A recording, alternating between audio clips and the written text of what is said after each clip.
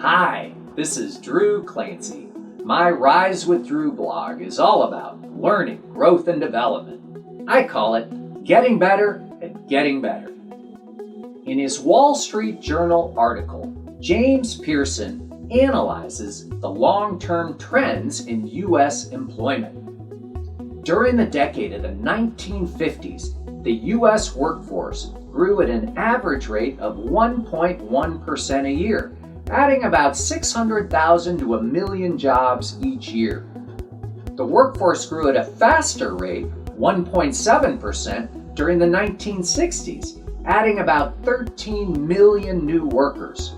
The annual expansion peaked during the 1970s with an average gain of 2.7% a year as the baby boom generation entered the workforce, and there was a substantial increase in the number of female workers. During that decade, the labor force expanded by more than 24 million workers, or nearly 30%. Starting in the 1980s, however, the U.S. workforce started growing at slower rates, by 1.8% during the 1980s and 1.3% in the 1990s, due to lower birth rates from the late 1960s through the 1970s. At that point, expansion of the labor force fell sharply to 0.9% from 2000 to 2009 and 0.6% from 2010 to 2019. Over the past 20 years, the workforce has expanded at less than half the rate of the 1980s and by less than a third the rate of the 1970s. This slowdown is impacting the overall U.S. economy.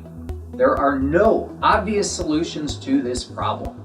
Rising wages should draw some more workers back into the labor market. A rational immigration policy might bring more skilled workers from abroad into the labor force. And new information technologies may improve worker productivity, but no such payoffs are yet visible in the statistics. The long-term impact of these economic trends will further create a war for talent among organizations. Being a great place to work is not just about building a strong workplace culture to encourage innovation and customer service excellence. It also will be a clear differentiator in attracting and retaining the very best talent. I hope you have a great weekend. You'll find other posts like this one at risewithdrew.com.